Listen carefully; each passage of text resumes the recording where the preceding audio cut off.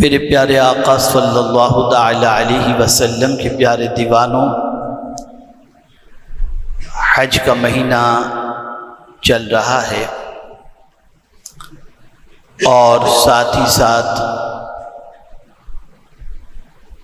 وہ لوگ جو حج کے لیے وہاں نہیں پہنچے وہ اپنے اپنے ملک میں قربانی کے فریضے کو انشاءاللہ العظیم انجام دیں گے۔ پورے حج کے معاملے کو اگر دیکھا جائے تو اس میں مرکزی کردار حضرت ابراہیم علی نبینا علیہ الصلاۃ والتسلیم کا نظر آتا ہے، اور ایسے ہی قربانی کے معاملے کو دیکھا جائے تو یہ بھی حضرت ابراہیم علیہ الصلاۃ والتسلیم کی عظیم سنت کے طور پر ادا کی جاتی ہے۔ تو ہمیں چاہیے کہ ہم تھوڑا سا حضرت ابراہیم علی نبینا علیہ الصلاۃ والتسلیم کی حیات طیبہ سے متعلق کچھ سمجھنے کی کوشش کریں اور ان کی سوچ اور ان کی فکر کو اپنے دل و دماغ کے اندر بٹھانے کی کوشش کریں۔ جہاں تک حضرت ابراہیم علیہ الصلاۃ والتسلیم کی آزمائش اور ابتلا کا مسئلہ ہے تو وہ تو بہت بڑا ہے، بلکہ پوری زندگی ابتلا ہی کے اندر آپ کی گزری۔ اور یہ بات یاد رکھیں، جس کا مرتبہ بڑا ہوتا ہے اس کا امتحان بھی بڑا ہوتا ہے۔ انسانوں کے اندر، میں عوام کی بات کر رہا ہوں، خواص کی نہیں، خواص میں تو انبیاء کرام علیہم الصلاۃ والسلام ہیں۔ خود رسول اعظم صلی اللہ علیہ وسلم نے ارشاد فرمایا، انبیاء میں سب سے زیادہ مجھے ستایا گیا۔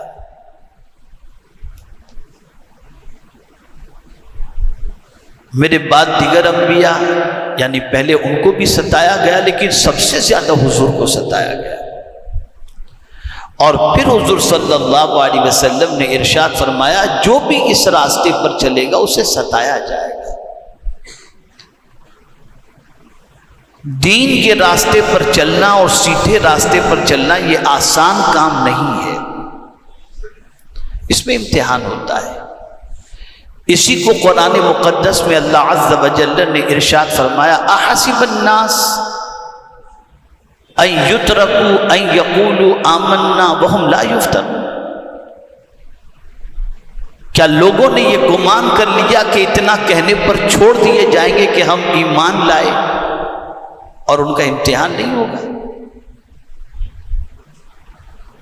پتہ چلا کہ معمولی چیز نہیں ہے مومن ہونا، مومن بہت بڑی ڈگری ہے۔ اس سے بڑی ڈگری کیا ہو سکتی ہے کہ جس ڈگری کے عوض میں ڈائریکٹ جنت ہی مل جاتی ہو۔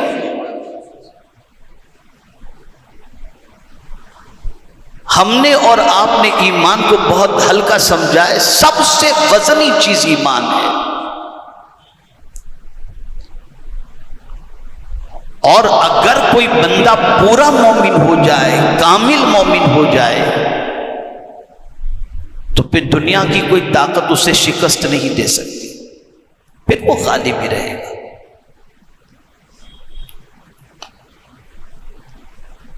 آج ہماری پوزیشن بھی یہی تو ہے کہ نام ہی کے صحیح ہم کہتے ہیں ہم تو مسلمان ہیں، پھر ہم پر آزمائش کیوں؟ تو قرآن کہتا ہے اتنا کہنے پر نہیں چھوڑ دیے جاؤ گے، ہم تمہارا امتحان لیں گے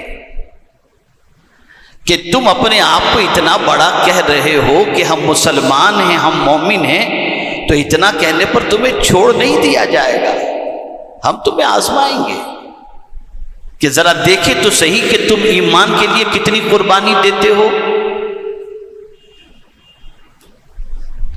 تم ایمان کے لیے کیا سیکریفائس دیتے ہو۔ اور پھر پروردگار نے تاکید کے ساتھ فرمایا کہ تم سے پہلے بھی جتنوں نے ایمان کا دعویٰ کیا ہم نے سب کا امتحان لیا۔ وَلَقَدْ فَتَنَّ الَّذِينَ مِن قَبْلِهِمْ فَلَيَعْلَمَنَّ اللَّهُ الَّذِينَ صَدَقُوا وَلَيَعْلَمَنَّ الْكَاذِبِينَ.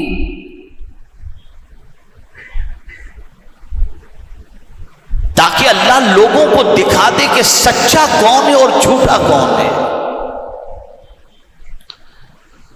ایمان امتحان چاہتا ہے، اور جب کوئی ایمان پر ثابت قدم رہتا ہے تو پھر وہ تنہا نہیں رہتا، اللہ فرشتوں کے ذریعے اس کی مدد فرماتا ہے. یہ اس کا وعدہ ہے.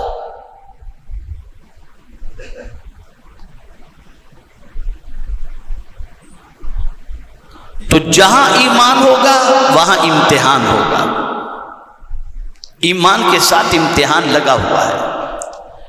اس لیے کہ آپ دیکھیں ہمارا اور آپ کا ایمان کیا، ہم سب کا ایمان میزان کے ایک پلڑے میں رکھا جائے اور امام حسین کا ایمان ایک پلڑے میں رکھا جائے تو ان کا ایمان ہم سے بھاری نظر آئے گا. لیکن امتحان ہوا نا، کتنا سخت امتحان.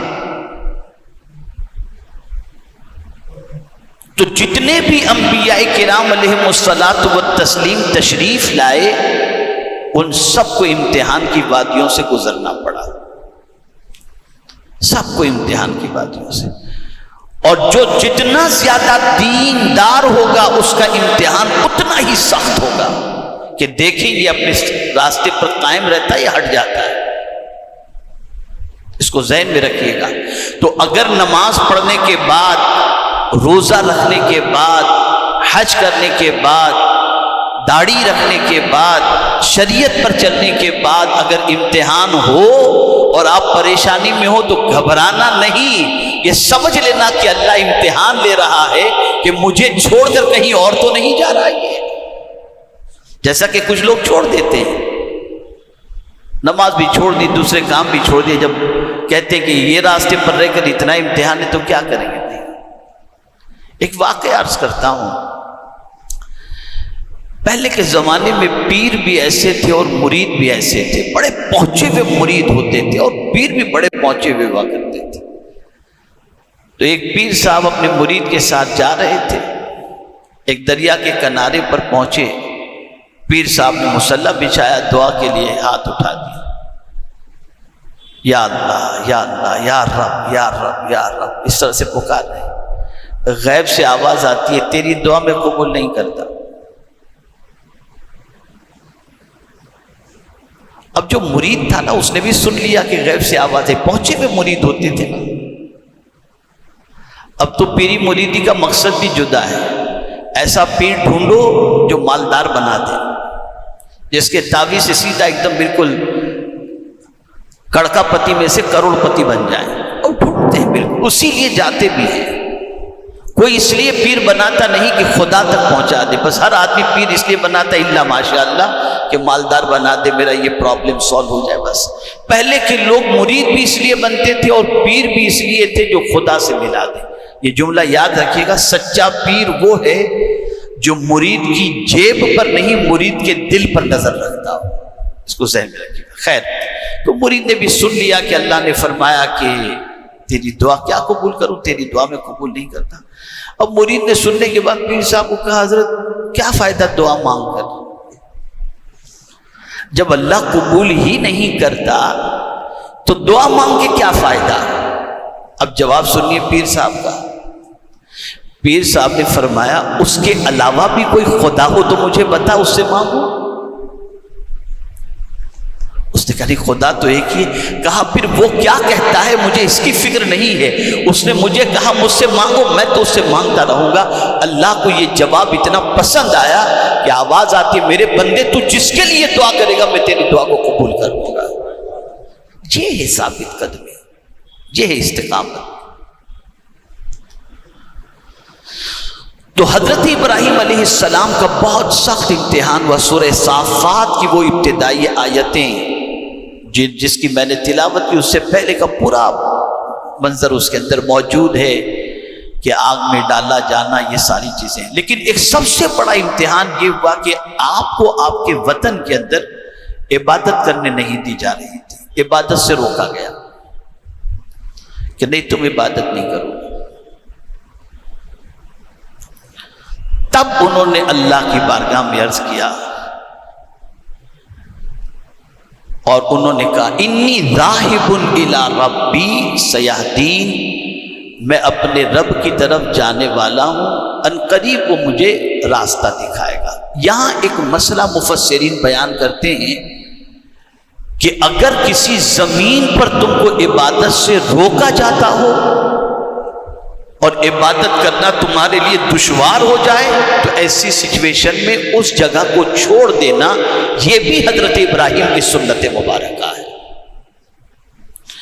اور چھوڑنے پر ایسا نہیں ہے کہ تمہیں محروم رکھا جائے گا، نہیں، بلکہ تم اگر اللہ کی بندگی کے لیے اپنا سب کچھ چھوڑ کے نکل گئے تو اللہ تعالیٰ جتنا چھوڑے ہو اس سے زیادہ تمہیں عطا فرما دے گا.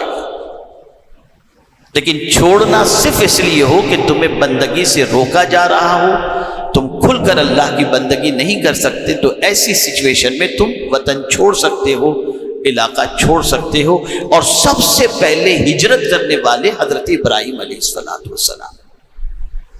اچھا لفظ کا انتخاب دیکھیے، انی ذاہب الی ربی، جا رہے دوسرے وطن کی طرف، دوسرے شہر کی طرف، ارض مقدس کی طرف، ملک شام کی طرف جانے کا ارادہ کیا، لیکن شام کا ذکر نہیں کیا. الی ربی، میں اپنے رب کی طرف جا رہا ہوں. پتا چلا جانے کا مقصد صرف یہی تھا کہ مجھے وہاں ایسی زمین پر میں جاؤں جہاں میں پہنچوں تو میں اپنے رب کی کھل کر کے عبادت کر سکوں. تو یہ عبادت کے لیے جانا بھی رب ہی کی طرف جانے کے مترادف ہے. ان قریب میرا رب مجھے راستہ دکھائے گا. اور پھر جب آگے کا جملہ دیکھیں قرآن مقدس میں، ایک آدمی کسی اجنبی علاقے میں جائے یا کسی علاقے میں جائے سب کچھ چھوڑ کر، تو اس کے دل کو بہلانے کے لیے کوئی تو ہونا چاہیے. تو سب سے بڑا کھلونا، سب سے بڑی انسیت کی چیز کیا ہے؟ اسی کا ذکر آگے قرآن شریف کے اندر حضرت ابراہیم کی فکر بیان کرتی ہے. رب ہب لی من الصالحین، اے میرے رب مجھے نیک بیٹا عطا فرما، نیک اولاد عطا فرما. ادھوری دعا نہیں ہے. قرآن میں جتنی بھی دعائیں انبیاء کرام علیہم الصلاۃ والتسلیم کی ہیں نا، وہ سب مکمل دعا ہے. آج ہماری پوزیشن یہ ہے کہ ہم بھی اگر ہم میں سے کوئی بے اولاد ہے تو اولاد کی دعا ضرور کرتا ہے، لیکن اولاد کی کیسی اولاد کی دعا؟ بیٹا دے، بیٹی دے. یہ صالحین کا لفظ نہیں ہوتا. حضرت ابراہیم علیہ السلام نے دعا کی رب ہب لی من الصالحین، نیک اولاد عطا فرما، نیک فرما بردار، دین میں میری مدد کرنے والی اولاد مجھے عطا فرما، دعوت کے سلسلے میں مدد کرنے والی اولاد عطا فرما، اللہ کے راستے پر چلنے کے سلسلے میں مدد کرنے والی اولاد عطا فرما. تو نبی کی دعا تو بہرحال نبی کی دعا ہوتی ہے. اور حضرت ابراہیم کی دعا کا کیا کہنا، ایسی دعا اللہ نے قبول فرمائی.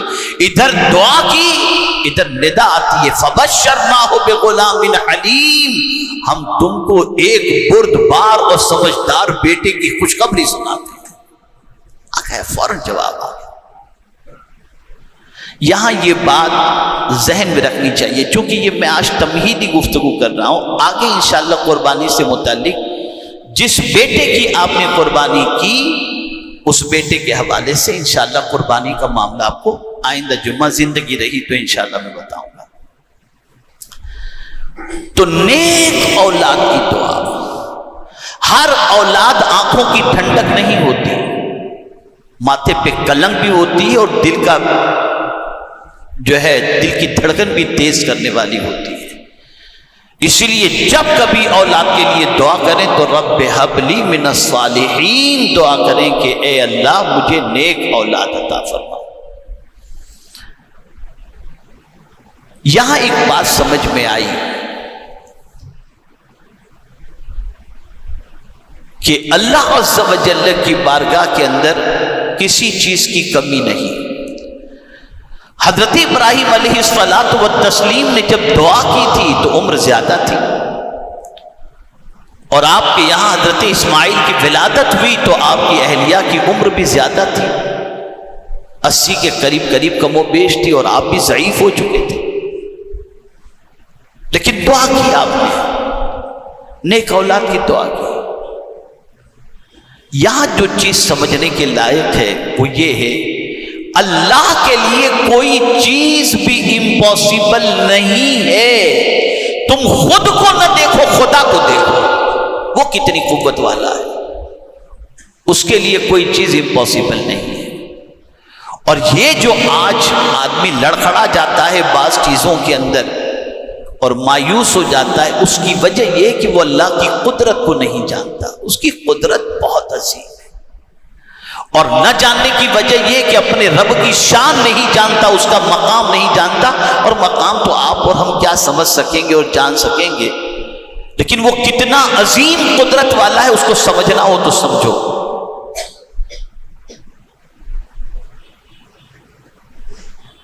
شیطان نے اپنا ٹولہ جمع کیا اور حساب لینا شروع کیا، چلو آج تم نے کیا کیا، آج تم نے کیا کیا، آج تم نے کیا کیا۔ شیطان کے چیلوں نے کہا کہ آج جو ہے کو زنا کے اندر میں نے گرفتار کر دیا، آج میں نے طلاق کروا دی، کسی نے کہا کہ آج میں نے نماز چھڑوا دی، کسی نے کہا میں نے شراب پلا دی، سب نے اپنے اپنے کام گنائے، لیکن ایک چھوٹا سا ننھا سا شیطان کھڑا ہوا اور کہا ایک بچہ علم حاصل کرنے کے لیے جا رہا تھا نا، میں نے اسے روک دیا۔